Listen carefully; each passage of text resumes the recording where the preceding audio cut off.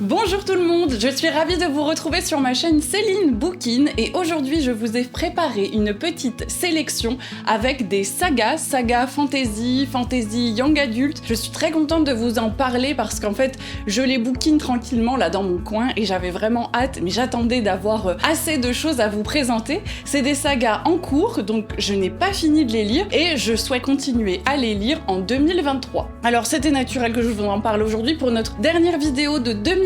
D'ailleurs, j'espère que vous avez passé de belles fêtes de Noël, que vous avez bien profité. C'est le moment maintenant de digérer tout ce que vous avez boulotté en famille et de vous installer confortablement pour cette vidéo parce que là, je vous ai préparé un petit programme au top.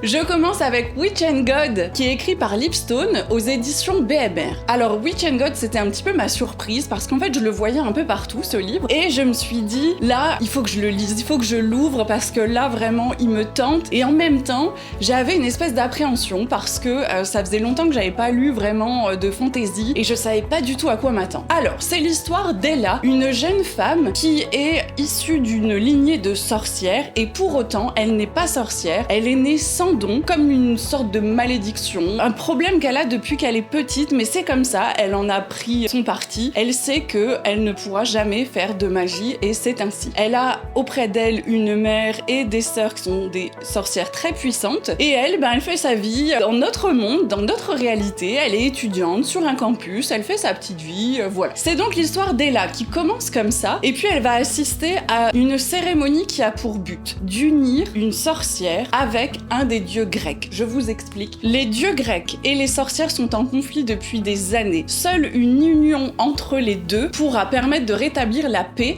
entre les sorcières et les dieux. Et par un curieux hasard, Ella est désignée pour être la promise dans cette union forcée. Elle va donc se retrouver mariée avec Démos, qui n'est autre que le dieu de la terreur.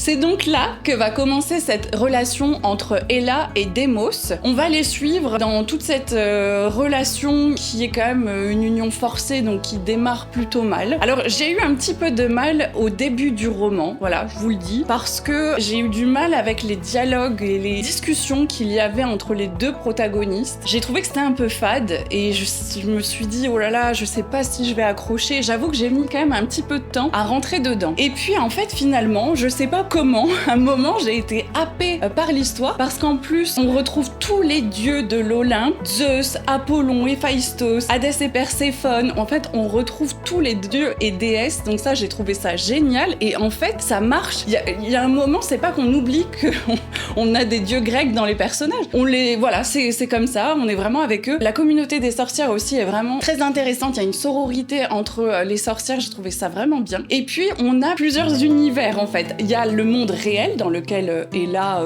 vit. Et puis il y a la clairière, le lieu de la communauté des sorcières. Et puis il y a l'Olympe, évidemment. Et en fait on voyage aussi, on est dans plusieurs pays. Ça joue un petit peu sur les anachronismes. En fait j'ai bien aimé. Je vous dis comme ça par exemple, on peut avoir un dieu à Rio de Janeiro, un autre à Londres, un autre à New York. Et ils vivent là et c'est normal. Donc ça j'ai trouvé ça sympa en fait. Le côté anachronique mais que ça soit bien marié comme ça dans l'ensemble, j'ai trouvé ça sympa. Alors je pensais pas finalement que la mythologie grecque serait aussi présente et en fait en lisant des avis souvent les lecteurs disaient la même chose, qu'ils pensaient pas que ça serait aussi présent, donc là-dessus je vais pas être très originale, je vais vous dire effectivement la même chose, j'ai été surprise mais c'était assez original. On est dans une romance, il y a des scènes de sexe qui sont très explicites, je préfère prévenir, c'est une romance et en fait c'est aussi un livre et ça c'est important, je voulais vraiment vous le dire, c'est aussi un livre sur le consentement et le respect mutuel. En fait vous savez que j'aime bien toujours avoir des infos sur les auteurs et j'ai regardé pas mal d'interviews de Lipstone quand je lisais le livre et elle dit ça en fait, à un moment elle explique le roman, donc très bien, elle explique voilà ce que je vous ai un petit peu expliqué, elle parle de ses personnages et elle dit à la fin c'est aussi un livre sur le consentement. Et moi j'ai été en pleine lecture, j'étais peut-être à la moitié puis je me suis dit ah, et en fait j'ai gardé ça en tête et donc je l'ai lu en ayant justement en tête ce prisme là et je me suis dit en effet on est dans une littérature young adulte et qui donne je trouve un beau message parce qu'on est effectivement sur le consentement et le respect dans les relations amoureuses. C'est pas non plus quelque chose qui est revendiqué ou qui est mis en avant, c'est juste présent, c'est les relations amoureuses telles qu'elles devraient être évidemment, mais du coup je trouve que c'était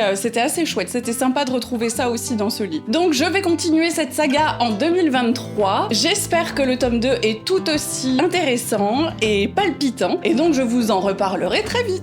Je vous parle ensuite de la saga Grisha, écrite par Lise Bardugo, publiée ici aux éditions Milan. C'est l'histoire d'Alina, une jeune fille, une jeune orpheline qui grandit avec son meilleur ami Mal, qui est également orphelin. En fait, tous les deux grandissent ensemble dans un univers qui a été envahi par les ténèbres, notamment le fol d'une partie du territoire qui est totalement sombre et très dangereux. Alina, lorsqu'elle grandit, elle devient cartographe et elle va traverser une partie du fold avec son régiment, mais il va se faire attaquer par des créatures ailées assez impressionnantes, un petit peu flippante, je préfère vous le dire. Et donc en fait l'histoire commence comme ça et il s'avère que, comment vous dire sans trop vous en dévoiler, mais il s'avère qu'Alina a peut-être des capacités, un don ou des choses qui seraient relativement insoupçonnées. J'ai trouvé ça vraiment intéressant parce que là on est sur la fantasy avec un univers complètement construit, avec plein de personnages, des catégories de personnages, mais sans que ça soit trop lourd, je trouve qu'on se repère très bien. On a une petite carte avec le territoire en entier qu'on peut bien visualiser.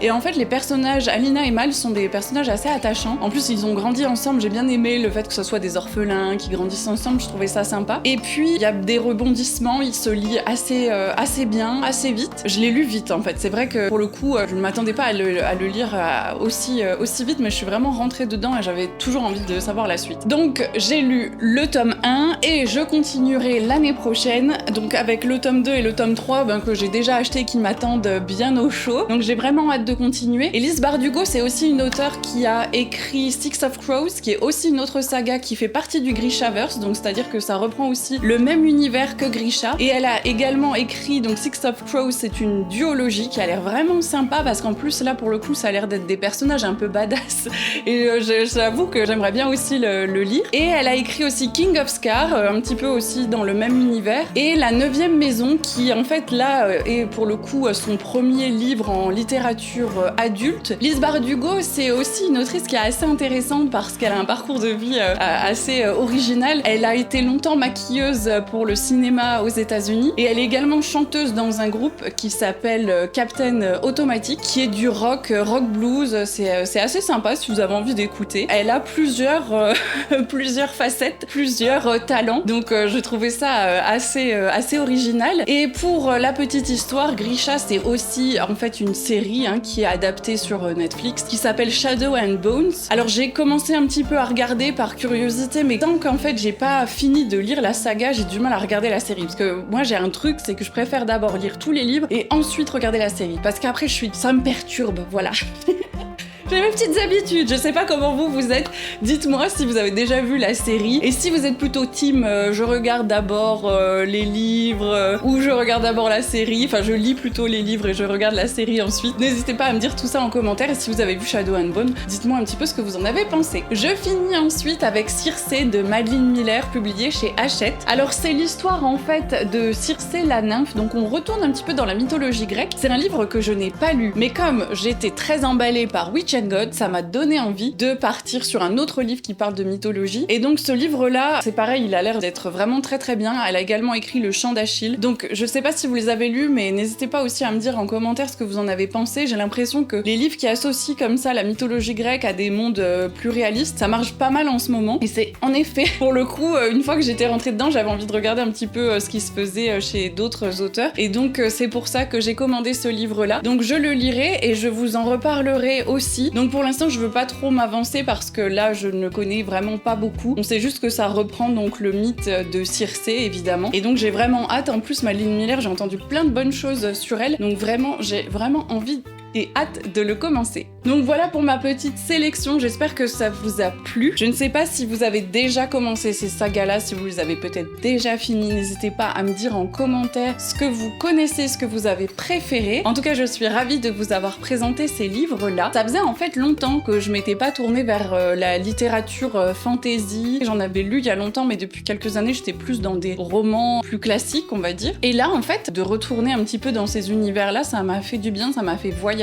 Et je trouve que ça nous fait vraiment décoller du réel et c'était vraiment très sympa. Donc voilà pour les sagas que j'ai envie de continuer l'année prochaine. Après, il y a tellement de choses que j'aimerais lire, j'essaye de de rationaliser, mais j'aurais envie des fois d'acheter tellement de choses, de commander tellement de livres. Donc voilà, en tout cas, je suis ravie de vous en avoir parlé. C'est la dernière vidéo de l'année parce que là, voilà, elle sort à l'heure où je vous parle. On est à la toute fin du mois de décembre et donc on va bientôt changer d'année, démarrer une nouvelle année avec plein de nouveaux projets, peut-être, plein de nouvelles lectures, mais plein d'autres choses aussi. En tout cas, je vous remercie de me suivre et de partager ce plaisir de la lecture. Je suis vraiment ravie, j'ai plein d'idées. À chaque fois, je pense à vous, je me dis « Ah, ça, je pourrais en parler dans une prochaine vidéo. » Et j'ai plein d'idées, plein de projets qui arrivent pour l'année à venir. Je vais notamment aller à la séance de dédicace de Baptiste Beaulieu dont j'avais parlé dans une précédente vidéo. Je vais aussi animer des ateliers sur les mangas avec des jeunes